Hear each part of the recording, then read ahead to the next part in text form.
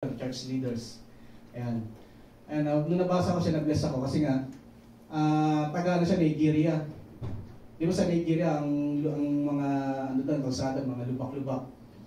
Nung time na siya, siguro wala sa mood nun. Siguro, dumating naman sa time siguro yung mga pastor, napapagod din talaga eh. Diba, tao rin kasi yan eh. Si Jesus nga napagod eh. Nung time na yon, parang ang layo kasi nung pinuntahan niya. Lubak-lubak yung kalsada, tapos kinusap niya si Lord habang nandun sa kalsada. Yan ba yan? Alam ko na ilagay ko yun. Ayan. Nung nandun siya sa sa kalsada, tanong siya kayo, sabi niya, do you want your life? Bali, kinausap niya si Lord. Tinanong niya, Lord, ba't ganito? Magtuturo na nga ako. Pero ganito pa yung nangyayari, ang hirap ng pupuntahan ko. Grabe yung pinagdadaanan ko, tapos lubak-lubak, yung sasakyan ko, masisira. Kumbaga, hindi ba pwedeng kapag nag-message ako doon sa congregation na yon, 10 years nilang 10 years bago siya ulit bumalik. Parang gano'n kasi napapagod siya eh. Ang layo nga eh. Layo na pinupuntahan niya, lubak-lubak pa yung kalsada. Kaya yung sabi sa kanya, Lord, do you want your life to be my message? Tinanong siya ni Lord. Sabi niya, God told him it takes about 20 minutes to prepare a sermon. But it takes 20 years to prepare a message. Kasi ako bilang isang nag-message talagang hindi pa talaga ako ganun sa preaching o sa pag-preach. Inaano ko sa sarili ko, kumukuha talaga ako nagbabasa ako ng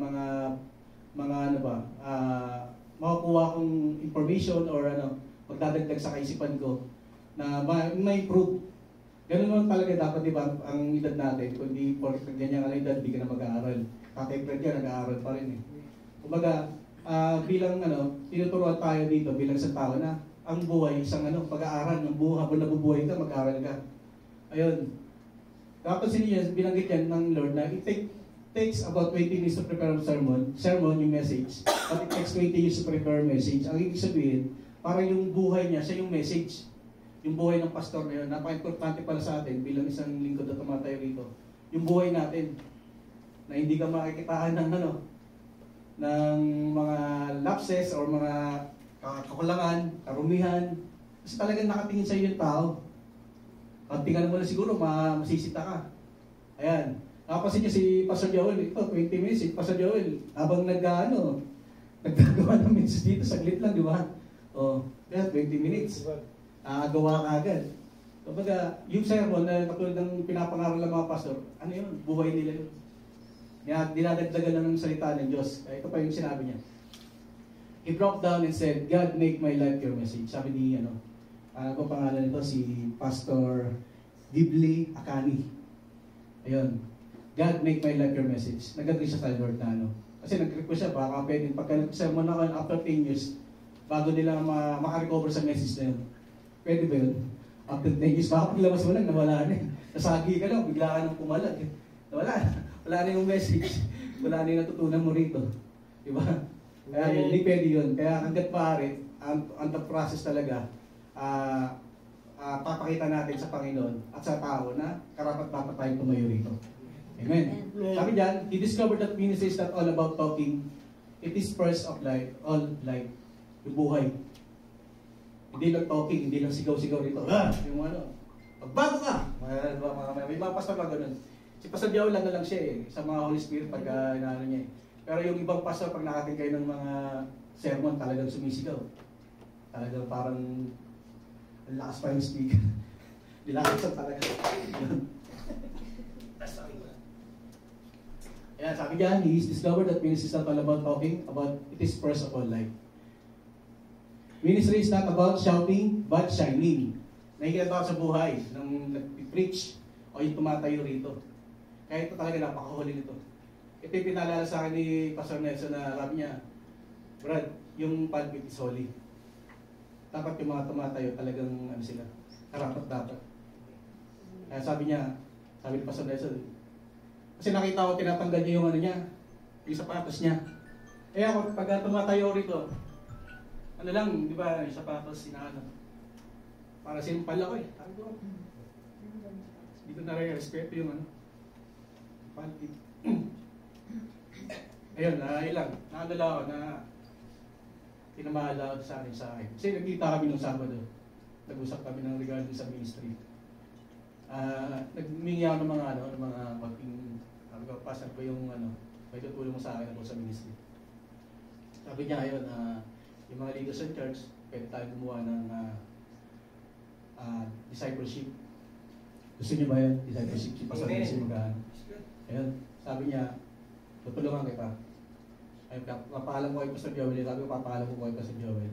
Pero alam niya naman, nag-message ako Pastor Joel. Tapos kung gatmari, bigyan niya siya ng slot, sabi niya, sa isang buwan, kahit isang beses mag-preach. Ayun, nag-agree siya. Ito yung sabi sinabi niya, light does not shout, it shines. Hindi lang yung pasigaw-sigaw. Dapat talagang nagniningning. Sabi nga, di ba, we are the light and salt of this world. Ay, pangalan niya si Pastor Gibli Akani. Ganda ng niya. Pag binasa mo mahaba kasi, inano ka na lang, pinumpress ka na lang yung ganda ng nung niya, story ng nangyari sa aking testimony. Ayan.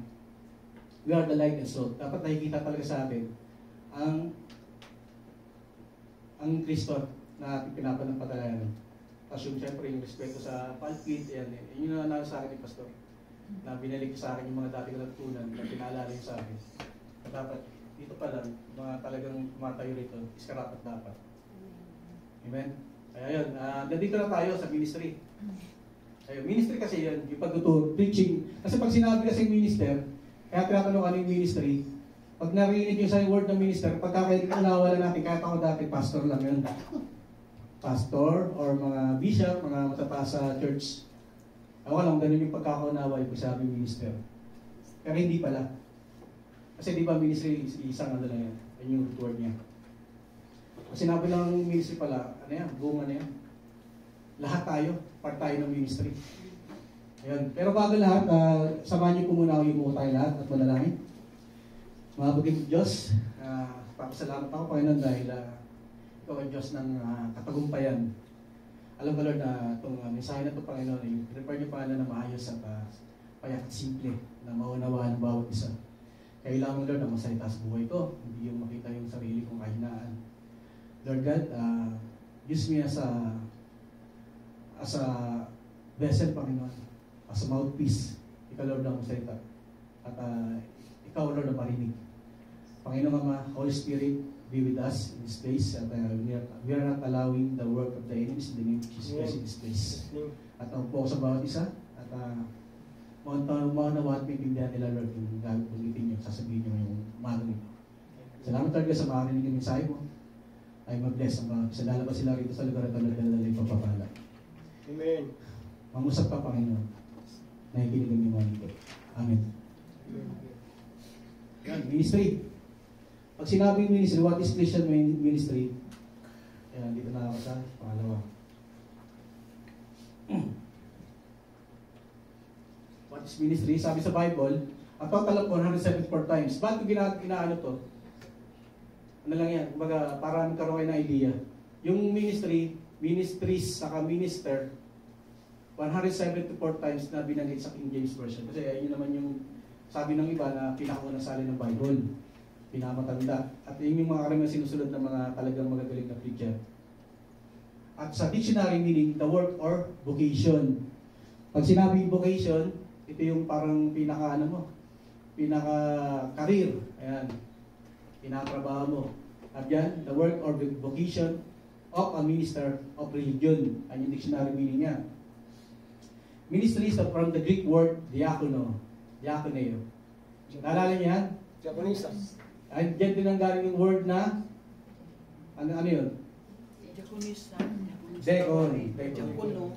Di ba yung tinuro niya ni Pastor mga karaan sa leadership training? Para may idea rin. Diakono, meaning to serve. Ayan pala, pag sinabi pa lang minister or ministry ay to serve. O doleo. Yung pronunciation, doleo. Meaning, to serve as a slave. Ang baba, no? Bakit kaya? Bakit kaya ganun yung pagkakaintindihan pag ng meaning ng ano? Sabi sa Tagalog, paglilingkod o pagtulong. Sabi diyan, di ba yan kanina sa Google, sa dictionary, sa Bible naman, what is ministry in the Bible? Sabi yan, in Acts 6, there was a situation going on in the first church. ito yung time na dumalaki na yung simbahan. Dumadami na yung mga members. Tapos yung mga walang asawa o yung mga balo, hindi na nakasikaso. Kasi ang tinuturi lang nilang mga leaders of that time is yung 12 disciple ni Jesus Christ. Yung panglabing, di ba, nawala na si Judas Iscariot. Ang pumalit sa kanya, si Matias. Ayun, na nagkaroon ng, nanalo ba sa election? Ayun, sa lottery. Pinag-pray siya, pero nag-lottery. Kaya sabi ko, like kong ginabanggit na there's no election in the Bible, wala talagang hindi siya democratic. Isa talagang Lord talaga nasusunod.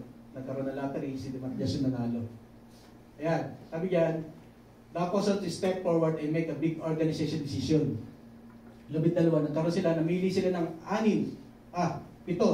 Ilan ba yun? Ilan ba? 7, tama 7. 7 ministry na mga tatayo at maglilingkod. At sila, sabi nga doon sa sa leadership is malalalim, talagang mapagkakatiwalaan at sila, mga maayos sa tao, yun, parang talagang sila, mapagkakatiwalaan sa lahat. At malalim sa salita ng Diyos. Ang pinaka-importante talaga ron. Sabi diyan, for most of our life, ministry was reserved to the elite or extra spirit pastors. Kala natin yung pagkakaunawa natin na yun lang. Pero, people were called to the ministry and doing ministry in ways that always seem to be in front of the crowd. Preferably with a microphone. Kala natin, may half na microphone. Pero, lahat pala tayo rito is part ng ministry. Kasi that time, iba yung settings nila eh. Kasi that time, may 12 disciple at may mga diakono or deacons na naglilingkod para sa mga taong yun. Pero dito sa panahon natin, iba na ngayon. Dito kasi may transport na eh. Dati wala namang mga ganyan eh. Walang mga admin, walang nagluluto, o walang mga nag-aayos. Meron na siguro, pero iba yung settings nga nila. May setup nila, kumpara ngayon sa panahon natin. Ayan. Basahin po natin yung Acts chapter 6, 1-7, para maintindihan natin what is ministry in the Bible. Okay po, sabay-sabay po natin basahin ang Tagalog. 1, 2, 3. Patuloy ang pagdami ng mananampalataya at dumating ang panahon na nagreklamo ang mga Helenista laban sa mga Hebreo. Sinabi nila ang mga Yuda sapagkat nila ang pabayaan sa pag-araw ng pamahagi ng ikabubuhan. Kaya hindi ko na ng 12 ang pupunan ang mga mananampalataya. Sinabi sa kanila, hindi na dapat pabayaan ang mga maraming salita ng Diyos upang makasiwa sa pamahagi ng ikabubuhan. Ako, dyan ka muna. Di ba, makapansin natin dyan na ang ministry talaga, may kumbaga may hierarchy. May mas mataas. Ibig sabihin ng time, panahon nila na mataas yung mga apostles. Yung 12. Tapos yung mga diakono nila, sila yung sumunod. Kaya dito sa church, ina-apply natin dito, mapapansin nyo rito. May pastor, may elder, may deacon, may workers, may members. Ayun po. Kaya yan, naiintindihan natin. Kasi minsan nasasabi natin pantay-pantay. Although pantay-pantay ang tingin ng Diyos sa atin lahat. Pero pagdating sa church, parang government din yan eh. Sa government, talagang may may presidente, may mga may kapulungan ng Senado at Kongreso, para ganun. Okay, sa 3 and 4, sabay-sabay. Kaya, mga kapatid, pumili kayo sa mga kasama ninyo ng 7 lalaki na ginagalang, guspos sa Espiritu at matatalino upang alinahin sila sa pagkakulit ito. Samantala, iuukol na namin ni mga kapatid sa pananalangin at pangarap sa Diyos. Ayun yung tutuloy ko. 12 sa pananalangin at pag-aaral na salita. Sila yung bahala ron. Itong mga sila yung bahala sa mga work, mga gawa. At kung i-apply nasa pala natin, sila yung nasa transport, sila yung nasa administration, sila yung nasa admin, tapos yung nangangaral sa labas, yung evangelista, ayan, evangelism. Tapos finance, ayan, si Ate Maris, sila yun. Tapos yung yung mga nangangaral talaga, yung mga pastor at dito yun, katulad ito bilang isang elder. Ayan, di ba? Sabi diyan, itong lalaking ginagalang, puspos ng espiritu, at matatalino upang ilagay namin sila sa tungkuling ito. Doon tayo matatalino. Lahat naman tayo matatalino. Tandaan natin Wag natin, kasi may mga tao kasi na parang ang tingin nila sa sarili nila, ano, hindi sila ano, parang wala silang kakayahan. Walang talino, hindi. Lahat tayo, habang nabubuhay ka, walang bobo. Kasi lahat yan natuturuan eh. Tama po ba? Agree po ba kayo doon?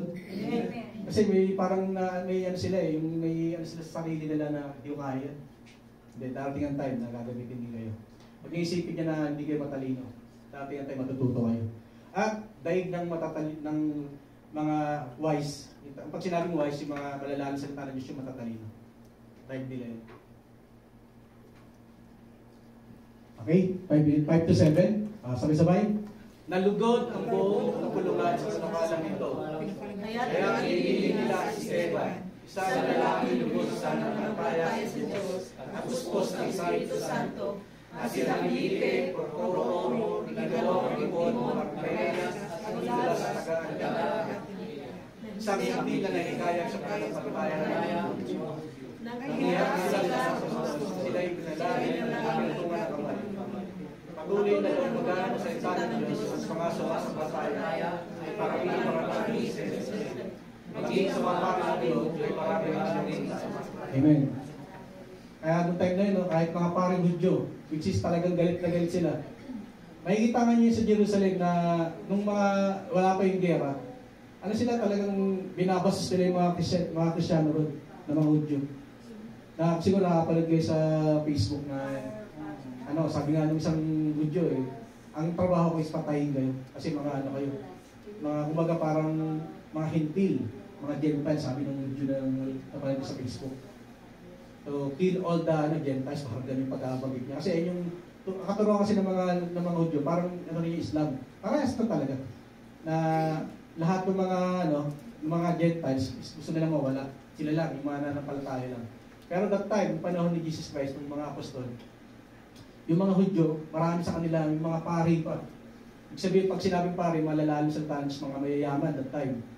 At isa sa mga member ng 7 deacon panahon niyon, or 7-fold ministry, ay si Nicolas, na taga Antioch. Na, ayun, isang hintil. Pag sinabing isang hintil, hindi siya Hudyo. Nanihikayat sa pananampalataya ng mga Hudyo. Isa siya.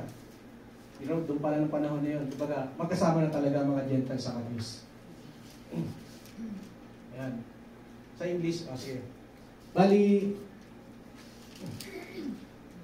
sa English kasi, pag sinabi kasi insert tables, o yung iisa lang siya.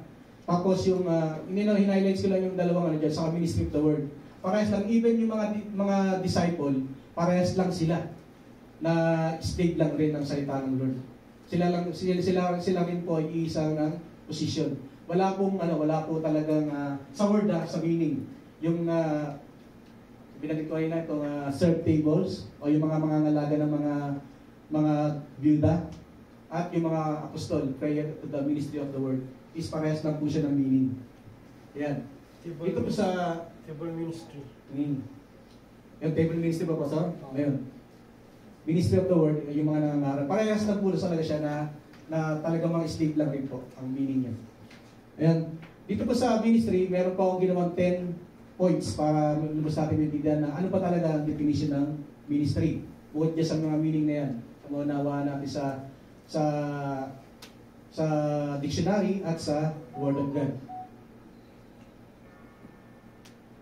Sabi dyan, ministry is simple, don't make it complicated. Una-una, number 1, the foundation of ministry is yung tinatawag kong character. Yung sarili mo. Ano ba yung character? The foundation of ministry is character, not a professional skill, o hindi yung galing mo, yung talagang yung profession mo. Hindi po yan. Hindi po yan tinutukoy sa paglilingkod sa Diyos. Character, much more than just our reputation. Our reputation is what others will see about us. Ay pinakikita, our character is who we really are, even when no one is watching. Ano ka ba sa walang nakakita sa iyo at sa simbahan? Anong klaseng tao ka? Minsan, itanong natin sa sarili natin yan. Kasi napaka-importante, foundation yan, na yung karakter natin is maayos sa mata ng tao at mata ng Diyos. Ibig sabihin, pag mata ng Diyos, dalawa lang kayo o mag-isa ka lang sa bahay mo. Na katulad din na nasa Saudi tayo, talagang may kanya-kanya tayong mga kwarto. Ano ba ginagawa mo? May mga extracurricular activity ka pa ba? Or may something pa ba na hindi na bibitawan o yung tinatawag na narinig ko sa atin Cecil na bagahe. May mga bagahe ka ba hindi na ano? Natutuwa ako sa kapatid, sabi niya, nabitawan ko na yung ML. Kagabi, nag-testimony siya. Kaya sabi ko, praise God. Kasi isa rin yun sa mga bagay na hindi natin nakakapigil para tayo lumago. Mga talagang pagka nagbabasa tayo ng Bible, parang sasaglit lang ako rito. Pero nawawala ng oras, naubos na pala. Ayan. Sabi diyan, having good character means doing the right thing. Just because it is right to do what is right. Ayan. Dapat hindi lang yung character natin, dapat good character. Ayan. Kasi may mga iba-iba tayong mga pag-uugali, may iba-iba tayong mga pinanggalingan. Yan, galing ka ng Visayas, galing ka ng Luzon. Iba-iba yung natin, mga ano natin, yung kultura. Baka may hindi pala pwedeng biruin dyan. Kasi napag-usapan namin kagabi, yung biruan eh. So sa mga Bible study namin, pag-usapan namin na may mga tao pala na hindi basta-basta pwedeng biruin. Na kala natin, palagay tayo sa isa't isa. Yun. Kaya minsan talagang kailangan, babasahin din natin sila. At bilang isang lingkod ng Diyos, yung karakter natin maayos. Sabi diyan, one dictionary defines character as the mental and moral qualities distinctive to an individual. Mental and moral. Moral qualities. Dapat may good manners and right conducts, GMRC. Kaya pananalita natin, dapat yung pag nandito na tayo sa church, simulan natin kasi ito yung kung sa labas medyo balasumas pa yung pananalita mo, may mga something pa na hindi mo napipigilan. Simulan mo rito. Kasi ito rin yung naging parang training ground, diba? Training ground na tinatawag. Nung kasi dati yung salita ko is puro mura ako. Lahat ng words ko, bawat malabas, may PI muna. Pero nung ino-observe ko yung mga tao, wala nang bumura. Hindi, bitawan na salita. Pinipigil ako sarili ko. Dahil kasi paano? Pinipigil ako sarili ko na wag kasi nga, nakakahiya. Kahit ganun tayo, tayong yung natin, modo, medyo, may maging pino. Simulan natin dito. At kung gusto natin talaga magpaturo, kailan marunong tayo makinig. Kasi may mga tao kasi talaga na gusto talaga nila kung kaya sila nandito, gusto nilang matuto. Gusto nilang magpaturo. At dapat kung paano sila kausapin, that in a nice way. Tulad ng last Friday, nagkabiruan. Tao ng tao. Pero, yun, nakita natin yung kapatid na talagang maayos naman siya. At nagpapaturo naman. Amen. Sabi dyan, another say is the complex of mental. Ayan, ba't ko yung mga mental? Naka-moral. Napaka-importante sa ethical. Pag sinabing ethical, ano yung ethical? Yung yung way mo ng buhay mo. Yung ethics mo. Paano ka ba maging tao? Diba yung ano ba yung character mo? Ayan, tinutuwa dyan. Ethical traits of marking a person. Pag-iisip natin, at paano tayo makipagkapwa-tao. In still another dictionary, character is said to be the stable and distinctive qualities built into an individual's life which determine his or response regardless of circumstances. Paano ba i-handle ang sitwasyon? In season and out of season, dapat makikita sa iyo bilang isang leader. Na hindi porket na hindi nasunod yung advice mo o yung suggestion mo, bahala kayo dyan. Kayo na. Ayawan na to. May mga ganun. Kasi tayo, may ugali rin kasi na parang parang leader tayo ng dating tulad ko, isa ako dating leader, kaso nga lang, sa prop leader ako. Kaya ayun yung pinagpari ko kay Pastor. Sabi ko, Pastor, pag-pray niyo yung leadership ko na ma-transfer sa sa church. Kasi gusto ko rin naman talagang matuto. Kasi pagiging leader ko, ang hinahandle ko dati, mga puro black sheep ng pamilya. Yung sa harap ko, puro black sheep, talagang mga loko. Kasi president pa ako ng college eh. As biro mo, mga sungay, mga ganun-ganun yan. Talagang iba yung nila, karakter nila. Kailangan matigas ka. Kaya yung pagkain pa ako dati, hanggang ngayon, dinidevelop ko pa, nagpapaturo ako. Kasi kailangan matigas ka eh. Kailangan may mura ka. Kasi hindi mo sila mapapasunod pag malambot, makinig ka. O ganyan. Hindi. Ano na lang nila, hindi ka nila papansinin, kaya kailangan matigas ka. Ganun ang sa prop. Kaya yun, nung nagpapaturo kay Pastor, sabi ko, Pastor, turuan niyo ako maging maayos. Ayun, kailangan ko lang rin talagang sumunod at makinig. Ayan. At kung may mga suggestion tayo minsan na hindi napakinggan, baka may tintay natin. Baka may magandang resulta, di ba? Kasi may mga suggestion tayo minsan na hindi nasusunod na kayo na bahala dyan, hindi na ako, ayoko na. Baba na ako ng elder. Kayo na. Tampo na. May mga ganun na sitwasyon. Kasi tingin natin sa sarili tama tayo. May mga ganun kasing klase rin ng tao na akala nila tama. Minsan ganun din ako. Ayun yung dati kong buhay. Dati kong pagkatao. Kaya yan, the foundation of ministry is character dapat maayos tayo. Dan, life which determine his or her response regardless of circumstances. Kaya kung ano man yung mangyari. Dati hindi ka mananatili ka. Maayos yung qualities mo, hindi magbabago yan. Kasi kailangan, kumbaga sa trabaho, professional lang tayo. Diba? Tama ba yan sa mga professional dito? Professionalism. Number 2, the nature of ministry is service. Hindi, not being served. Pag napupunta tayo dito, hindi yung patimpla ka ng kape. Ayun. O, timpla ka na. Kailangan dapat tayo naglilingkod. Sabi nga din sa meaning ng diakono, di ba?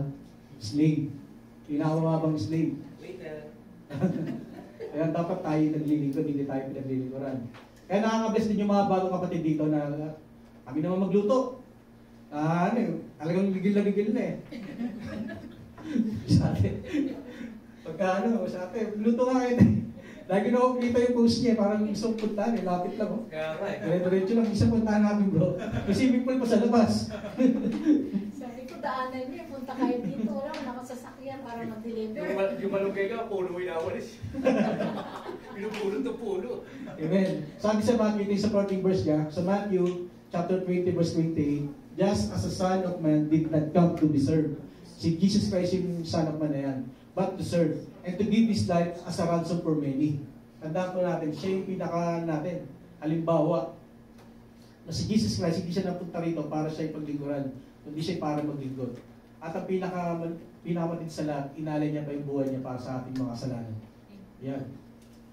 Number 3, the motive of ministry. Kanina, nature, tapos foundation, ngayon pangatlo is motive, is love. Kailangan may pagmamahal. Na, ayan, not being, mali yung ko. Hindi serve yan. Hindi ko siya nabago.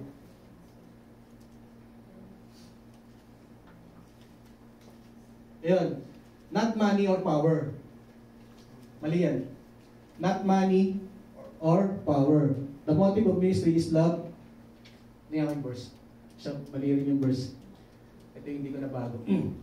Ayan, bali dyan sa love is not money or power. Ang supporting verse niya is 1 John 4:7. Chapter 4, verse 7. Dear friends, let us love one another, for love comes from God. Everyone who loves has been born of God and knows God. Ibig sabihin, bilang mga lingkod ng Diyos, ay hindi lang nakikita na naglilingkod tayo. Dapat pag-ibig. May malasakit. Kapag-importante niya na may nawawala. May nawawala, di ba? Paalap natin. That's showing of love. Na kailangan ka rito. Oh, di ba? Oh, di na, kailangan yung nawawala. Follow up nyo kung ano. Kasi, siya, parang nakakaano, di ba, pagka may kapatid na nawawala rin sa gawain. That's show of love. Marami pang mga halimbawa na pagpapakita ng pag-ibig. Sa pagkasalita. Kapag paano ipapaliwanag yung isang bagay, kailangan may pag-ibig. Sabi nga ni Pastor, pag-ibig bro. Pag-ibig bro! Pastor Roger, siya doon iba. Kasi pag naninita yan, talagang nandara ako sa tenga ko eh. Pag-ibig bro! Lot of love. Kaya, ayun, nakaka-bless, may mga nagkasasabi sa atin. Although, paano mo siya i-approach, kailangan talaga malumanay. Number 4, pasok po kayo, mga kapatid. Si Miguel. Si pasok. Number 4 na po tayo, the measure, yung sukatan. The measure of ministry is sakripisyo. Ayan, ito yung mga halimbawa natin. Not success. Hindi pagpapala na pinansyal, success. Kala nyo ganun yung napakasimple na ng paglilingkod sa Diyos. Ito yung mga halimbawa na napakagandang halimbawa. Si Andrew, crucified. Andrew was crucified on an X shape. Kung si Jesus Christ, cross. Sa kanya naman, X. Nakaan talaga. Bukaka. Kaganan. X talaga. Sa Greece, after being whipped severely by 7 soldiers. Ayan. Bartholomew. Beaten then crucified. Sinaktan muna bago pinako. Si James, son of Zebedee, beheaded, pinutulan ng ulo. Si James, son of Alphaeus, stoned to death. Judas, hindi yung isang Iscariot, yung isang Judas, stoned to death. Si Matthew, yung book of Matthew, spurred to death. Pinusok hanggang mamatay. Peter, crucified, upside down. Kasi sabi ni Peter, hindi ako karapat-dapat pa ako na katulad ni Jesus Christ. Gusto niya pabaliktad. Sinunod naman yung gusto niya. Ayun. Kinako siya ng upside down. Kaya siya yung kakaiba talaga. Si Philip, crucified. Simon, crucified. Thomas, spurred to death. Matthias, yung pinakahuling apostol. Actually, yung pinakahuli si Pablo. Pero doon sa 12 kasi, yung pumulit. Ito si Matthias. Si Matthew, spurred to death. Nakaulit lang. Si John, ito lang yung nag-iisa na hindi siya namatay sa pamamagitan ng kamatayan na pananakit or crucifixion or pinugutan ng ulo. Siya yung namatay sa pamamagitan ng pagkamatanda. At kasi yun po yung prophecy ni Jesus Christ sa kanya.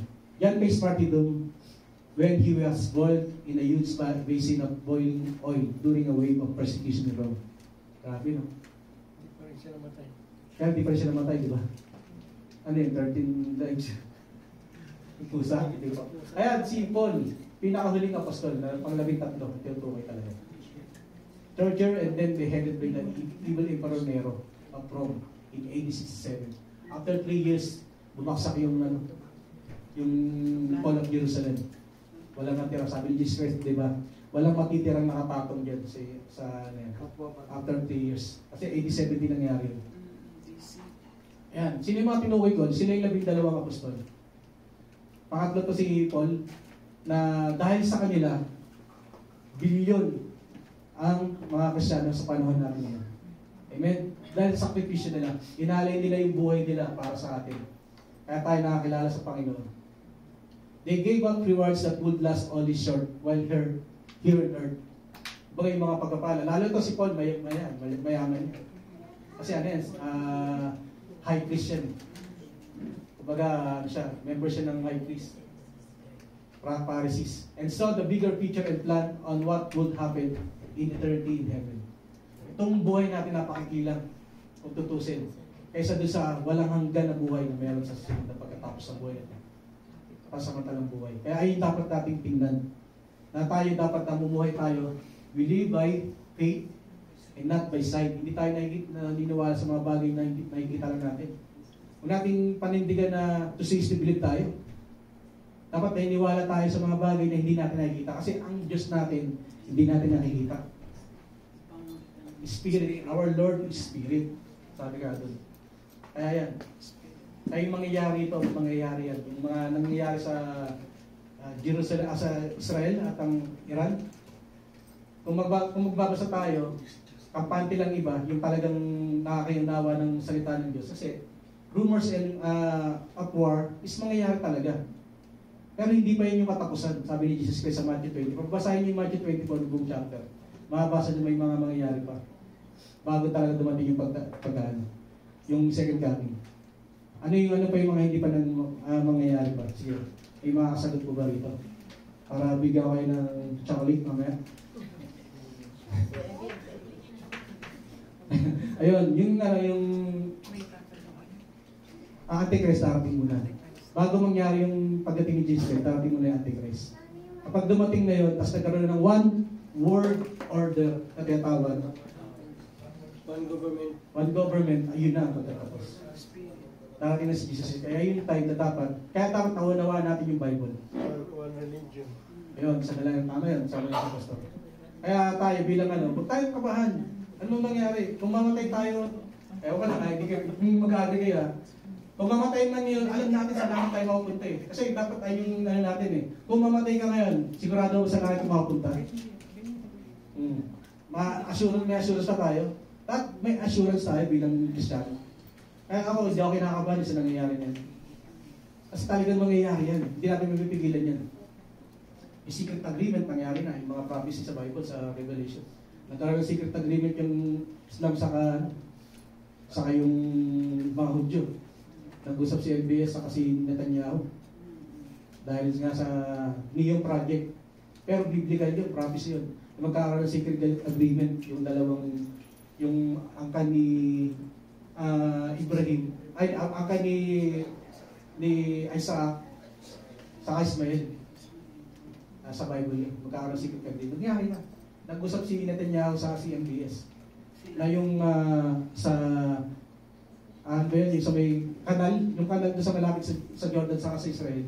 Kailangan kasi yung mga kalakad daraan doon. Ayun ang agreement nila. Straight up, may tawag doon pa sila. Yung ano na, yung daanan, parang kanal siya. Megado. Hindi kalsado yun. Ano siya, dagat siya sa dagat. Na parang kanal siya na dadaanan. Nakalimutan ko na yung pangalan. Sige, sa next time, sasabihin mo. Pero ayun, nangyari na yun.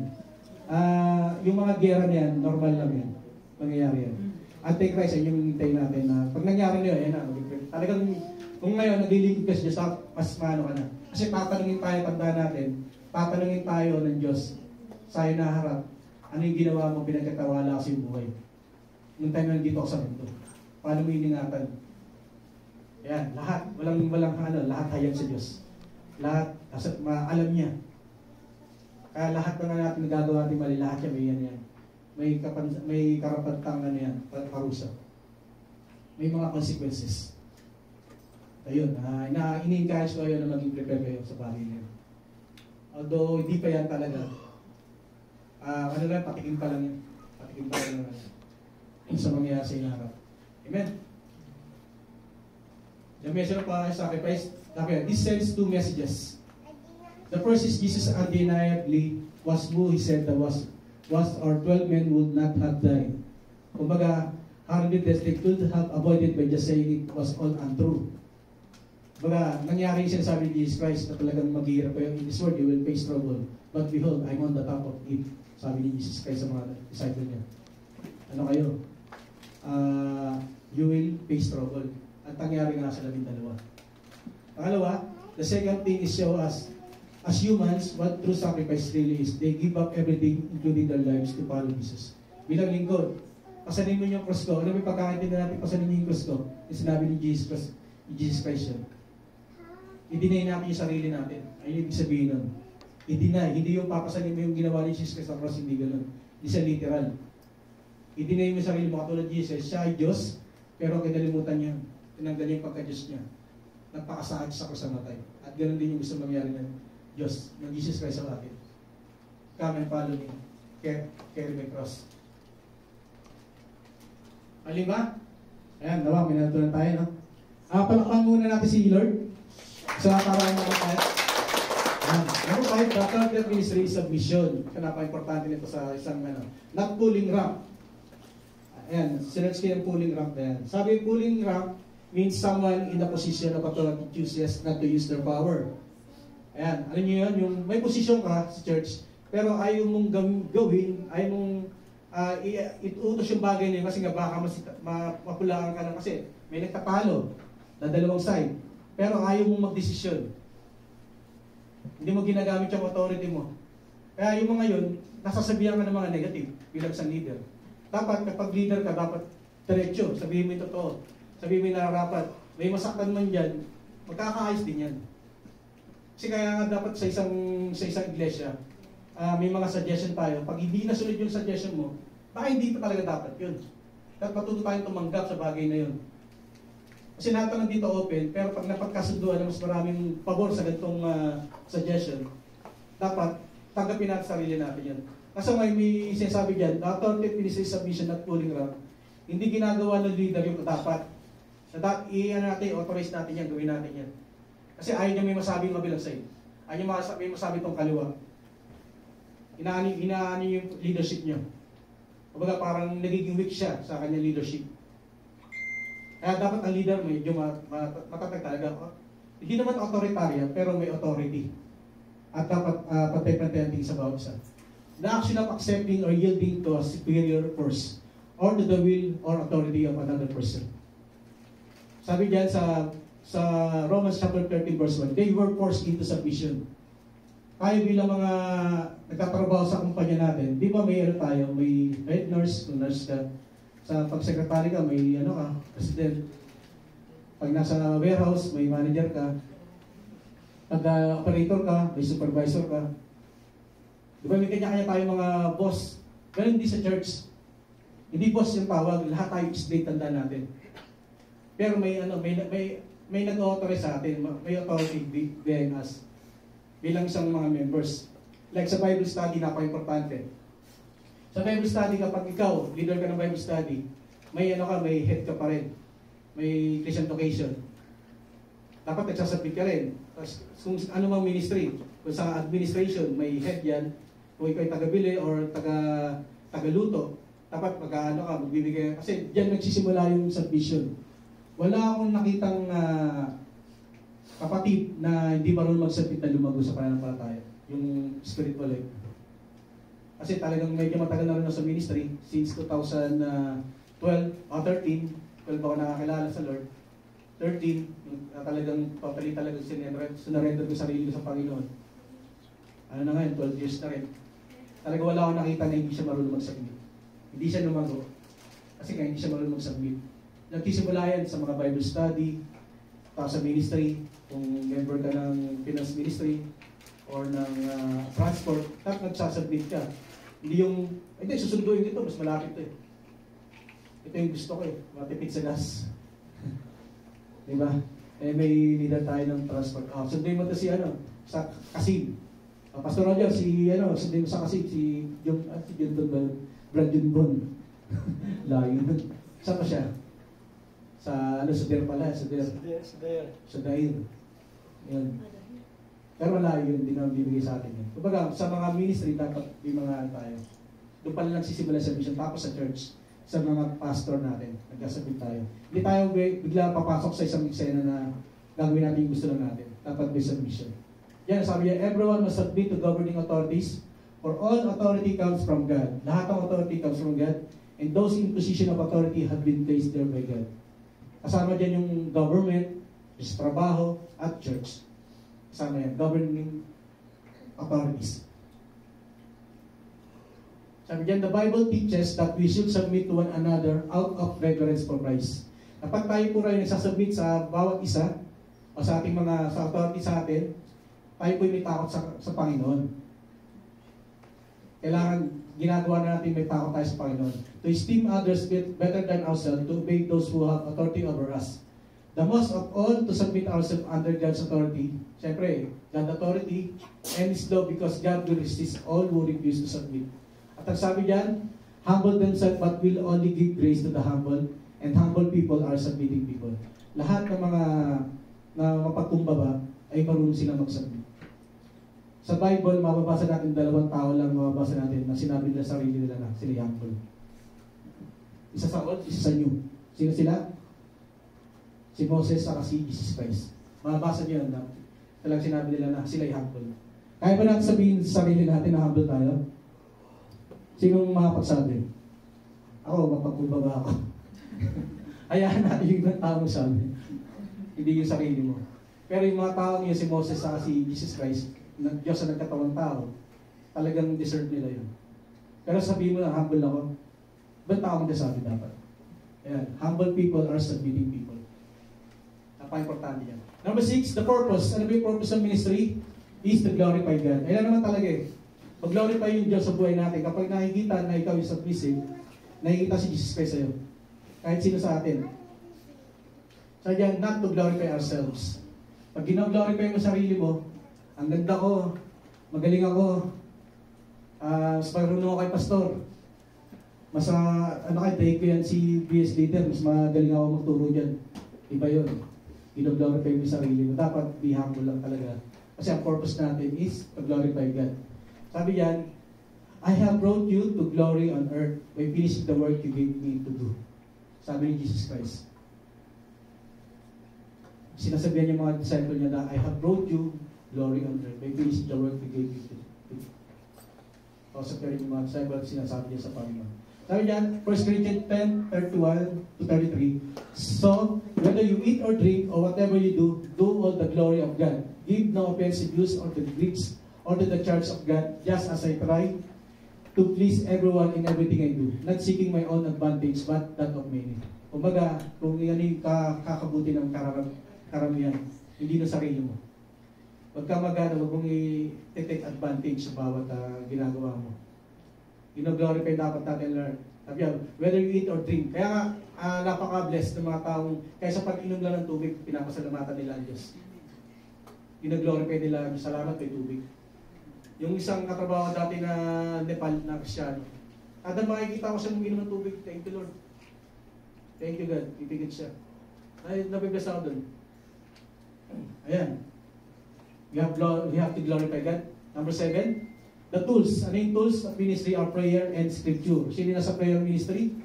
At sino yung mahilig magsalita ng, hindi po marketing handbooks. Hindi yung mga pampayaman na, power. Ano yung mga sa networking. Hindi yung mga marketing na Ang tools natin dito bilang mga lingkod ng Diyos sa ministry is prayer and scripture. Napaka-importante. Sabi lang Acts chapter 6:4, and we'll give our attention to prayer and the ministry of the word. Ano yung ginawa ng mga disciple? Sila yung nag-i-intercede. Sila yung nagnanalangin ng mga pangangailangan. Prayer and ministry of the word. Sila yung nangangaral. Sila yung nagtuturo. Ayan, pag sinabi yung scripture, kasama niya yung pagtuturo. Kaya kailangan bilang nagtuturo, dapat marunong ka. Hindi yung pahamamit, ikaw pa yung tinuturuan mo. Mali ka, ate, o mali ka, kuya. Ito yan. Out of context ka na. Hindi ka kasi nagbabasa. Kaya napaka-importante, di ba? Nagbabasa tayo ng Bible. Tapos, nandun yung heart natin na magturo, dapat magbigay tayo ng oras sa pag-aaral. Ang salita naman. Hindi na mabasa itong ka. Oops. Number 8. The privilege of the ministry, privilege naman po, is growth. Dapat bilang isang minister, lumalago tayo. Hindi ka dapat nakakontento na member ka lang. Member na tagaluto. Dapat kahit tagaluto ka, kasi ka nagtuturo ka ng Bible study. Kung gusto natin maging leader ng church o lingkod na mas malalim pa ng paglilingkod sa Panginoon, kailangan nating lumago. Kaya sinasabi nung kanina is yung scripture and prayer. Kasi pag wala kang ganun, wala kang prayer and scripture, hindi ka lalago. Walang paglago sa'yo. Wala kang prayer life, wala kang quiet time. Hindi ka nababasa ng Bible, baliwala yan. Hindi ka lalago. Sabi na, which may be in deep rather than in numbers. Lahat tayo rito, hindi dapat na mas marami lang tayo. Dapat mas marami sa atin yung talagang malalalim. Talagang deep sa salita ng Diyos. Kapag ang prayer ko talaga ngayong taon na to, itong UICH, lumalim talaga. Kaya pinapagawa sa akin ni Lord bilang isang elder dito, is magturo na magturo. Bali next week, ano ba yung pastor? Last Friday, no? Magtuturo po ako ng basic doctrine. Kung agree po kayo ng 1:30 to 2:30, kahit isang oras lang bago kayo uwi. Hindi ko lang nadala yung book ng basic doctrine. Bago tayo umuwi, magbigay po tayo ng isang oras. Napakano lang po. Basic doctrine. Kasi yung mga pinag-aaralan lahat ng mga nasa Bible study ngayon is fundamentals pa lang yan. Pag sinabing fundamentals, simula ka pa lang. First step ka pa lang. Kailangan mag-step lang tayo. Up. Basic doctrine. Kasi baka mabigla ka kapag binigyan ka ng hermeneutics. Nag-aaral ka ng mga mas matiking pag-aaral, baka mabigla yung utak mo. O di mo kayanin. Baka mali ka ng Kaya kailangan step by step. Napaka-importante yan na nasa proseso tayong lahat bilang isang mga gusto nating lumago sa Panginoon. Huwag natin biglayin na bigla ka na lang mag-aaral ng homiletics, hindi ka nga tuturo ng Bible study. Paano makapag-preach dito? Hindi ka nga marunong interpret ng Bible eh. How to study Bible, di mo pa alam. O how to study Bible. Sino makasagot how to study Bible? Sige, makalaman natin yan sa basic doctrine. 2 Peter chapter 3 verse 18, but grow in the grace and knowledge of our Lord and Savior Jesus Christ. To Him be glory both now and forever. Ayan. Grow in the grace and knowledge. Dapat pag may nagtanong sa atin, makasagot natin. May nagtanong sa akin kahapon, kapatid, dito. Sabi niya, kuya, ano ba yung full gospel? Full gospel. Pagkainong kayo yun. Kasi sinasabi natin ito, kami po ay full gospel, naniniwala po kami sa Trinity. From Genesis, naniniwala po kami sa 66 books of the Bible mula Genesis hanggang Revelation. Ano yung full gospel? May mga ano po ba? Ayan, yung mga tanong na napakasimple lang na binabanggit natin dito pag presenter tayo, tapos pag may nagtanong, ano sabihin mo sa nagtanong sa'yo? What is full gospel? Number 9. The power of ministry is the Holy Spirit. Ayan. Tandaan natin, hindi tayo makakatayo pag wala yung Banal Espiritu. Kaya ako kanina kinakabahan ako. Kasi kapag hindi ka na kinakabahan, wala na, sarili mo na. Kaya napaka-importante na dapat nandun pa rin yung, ano mo, nung hindi ka masyadong confident sa sarili mo. Nagre-rely ka sa Holy Spirit. Kahit sa lahat ng bagay. Si Pastor Nelson, nabibless ako sa kanya, kahit pagpila lang sa mga, sa mga, kanyari, yung may 4 na lines. Mag-try niya pa yun. Ay, Pastor, grabe yun. Kasi Pilipinas kami. Ano sa passport, yung iba doon yung parang, na sarili mo na lang, yung parang immigration. Kasi ako, may lang ako. Basta tindi mo. Parang ako sa kanya eh. Ay, ayun, napaka talaga ng tao. Nabibless ako sa kanya. Ayun, nagre-relate tayo sa Holy Spirit sa lahat ng pagkakataon. Hindi tayo nagre-relate sa ating sarili. Tapos yung impulsive na pag-decision sa buhay, parang doon tayo sumasablay sa mga decision making natin. Ang natin tayo mag-decision na basta-basta. Pag-aralan natin, pag-isipan natin, hanggang sa pag-pray natin, bago tayo mag-decision. Ayun, nag-pray ako, sabi ko, Lord, ano ba yung mo? Tanggapin ko na ba yung offer ko sa labas? Kasi may offer ako sa labas. Pinagtayin yung sahod ko nung isa, pero yung isa, dinagdagan. Isa sa Ujibin, isa sa Rastadura. Hindi isa kalooban ng Lord. Company, same company ako, Samsung pa rin. Binigyan ako, procurement officer ako sa Ujibin. Isa naman, binigay ko kayo dyan, yung admin. Pinasan yung sahod ko. Pero hindi ko na. Ayaw din kayo dyan kasi Rastadura nga eh. 5 oras ang biyahe, wala rito. Siyempre may family siya. Hindi siya, ang sabi ni Lord, na Holy Spirit, Lord, ito ang sarili. Kaya yun, ito ang sarili. Mahal ko kayo. Amen. Amen. Not programs. The power of the ministry is Holy Spirit, not programs. Hindi yung mga programa. Minsan sa isang worship service, ano pa lang, opening song pa lang, talagang bumaba na yung presensya ng Diyos. Naranasan namin parang lumuluta na kami lahat. Pinahinto ni Pastor yung kasi nga tapos na eh.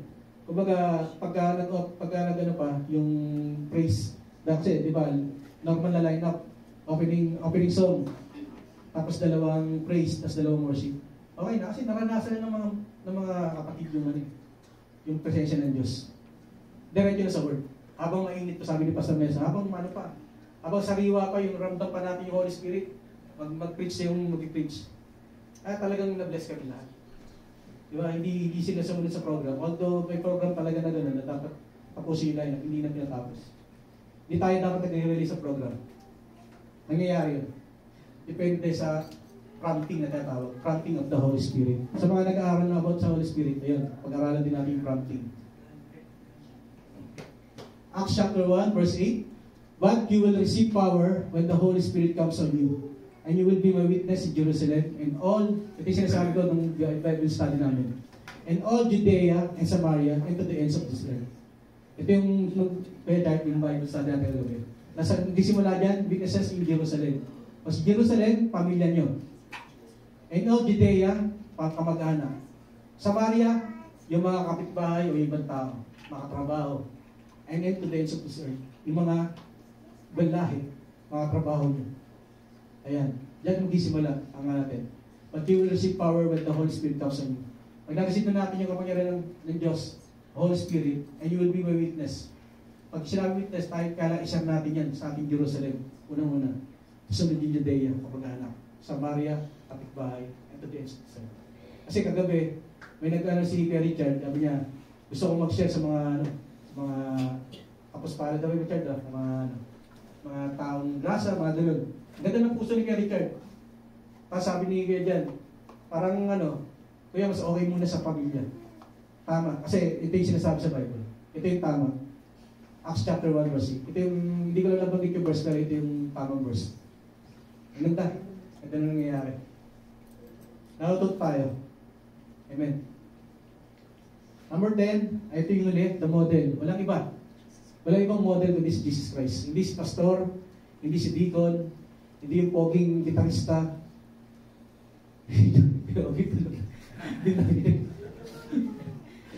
Hindi yun. Walang ang model natin si Jesus Christ. Kaya pag dumating sa point na parang nakatrack ka na sa leader mo, or mali na yung mo, kapatid, ayusin mo sarili mo. Not a corporation or a man. Yan. Hindi yung buong hindi yung church. Mas maganda yung church sa kabila. Mas doon ako. Mas magaling yung pastor doon na idolize. Hindi, kaya nga yung word na idol dapat pinipigilan natin sabihin yun. Idol ko si ganito. Ayan. Kasi idolatry yun eh. From the word idol. Parang inaan mo siya. Ina-idolize mo siya. Hindi mo siyang bigyan ng papuri na okay siya. Magaling siya. Pero naman idol. Kasi iba na yung pag-idol natin. Iniidolo natin, modelo natin si Jesus Christ lang. Walang iba. Naunawa po ba natin? Sabi niya sa Hebrews chapter 12 verse 2, fixing our eyes on Jesus Christ and the pioneer and perfecter of faith, for the joy set before him, he endured the cross, scorning its shame, and sat down at the right hand of the throne of God. Ayan. Ito yung 10 sa mga gustong picturean. Ayan. The foundation of ministry's character, the professional skill, the nature of the ministry's service, not being served, the motive of ministry is love, not money or power, the measure of ministry is sacrifice, not success. Sa mga gusto mag-picture, ayan. Lipat ka na.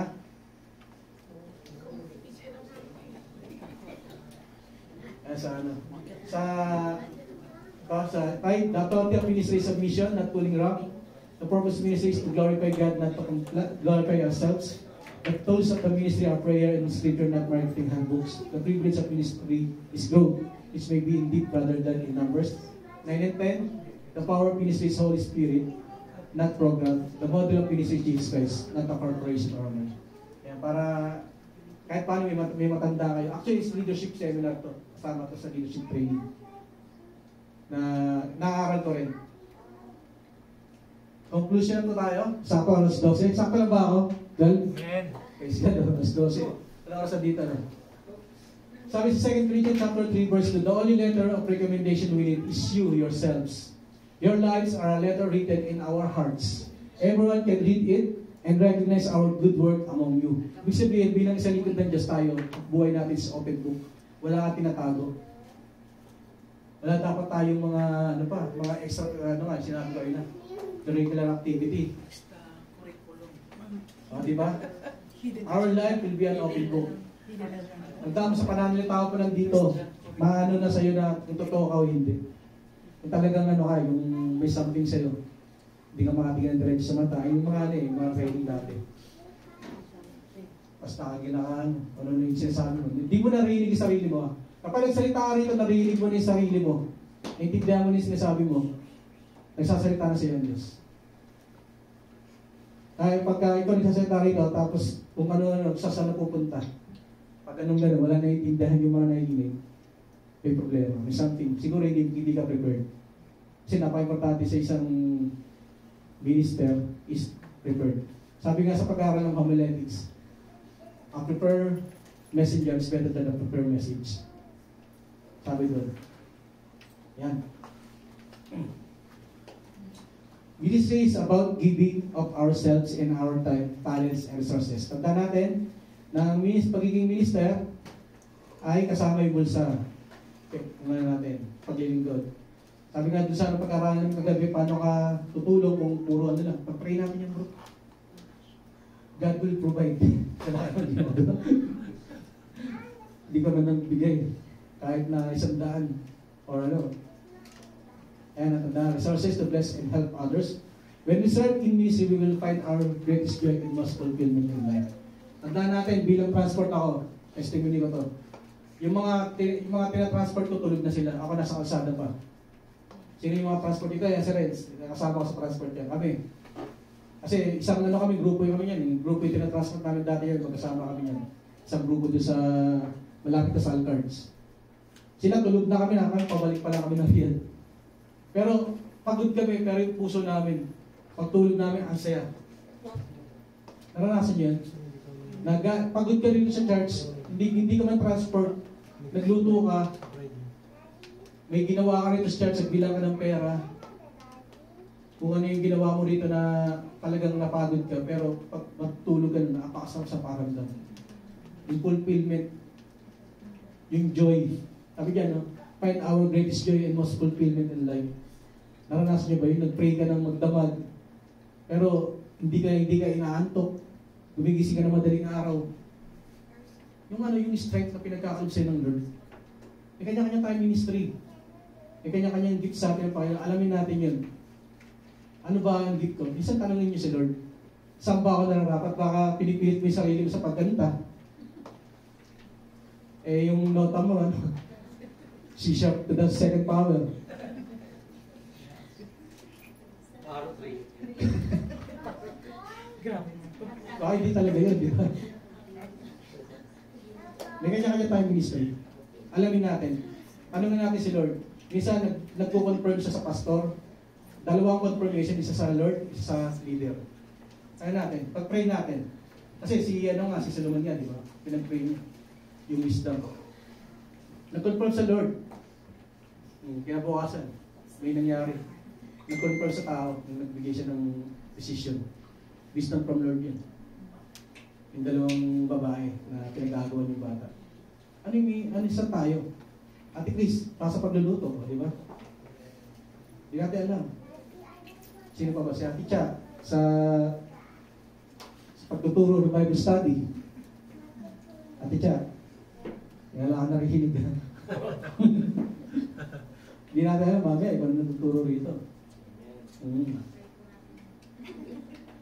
Si Ate Ria, si Ate Edda, pagluluto talaga. Yun, alamin natin. Mas maganda yung matutulog tayo na fulfill yung natin. May kasiyahan tayo sa puso natin na ginawa natin yung the best para kay Lord. Amen po ba, Lord? Amen. Sige po. Tayo po yung mukat na malangit. So God, hallelujah. Hallelujah, Lord. Salamat, Lord God, sa iyong butihan, Panginoon. Salamat, Panginoon, sa salita mo, Panginoon, na piniling mo, Lord, sa puso ng bawat isa. Na alam ko, Diyos, ikaw yung nangusap. At Lord, yung mga natutunan niyo yung umagang ito, Lord, ay inyong proteksyonan, Panginoon. Itanin niyo, Lord, sa pinakamatagong parte ng puso ng bawat isa, Panginoon. At huwag yung hayaan, Panginoon, na agawin to, nakawin ng kaaway, Panginoon, pagyamanin, tumubo, Panginoon, yumabong, Panginoon, para may bahagi rin po ng bawat isa sa kanilang mga mahal sa buhay, Panginoon, sa mga taong nangangailangan itong wisdom na pinagdalog niyo, Lord. Maunawaan, maintindihan, Panginoon, at tumanin. At maalala namin, Panginoon, yung mga tinuro niyo ngayong umaga. Salamat, Lord God, at sa pagkakataon, Panginoon, na ito, Panginoon, dalangin ko, Lord, na lahat ng mga lingkod niyo na nandito, Panginoon, ay magiging lingkod niyo. Maglilingkod sa ganitong klaseng ministry na pinagkatiwala niyo sa bawat isa. Ito po ang aming samang dalangin. May pasalamat sa mataas ng pangalan ng Panginoon Jesus. Amen. Amen.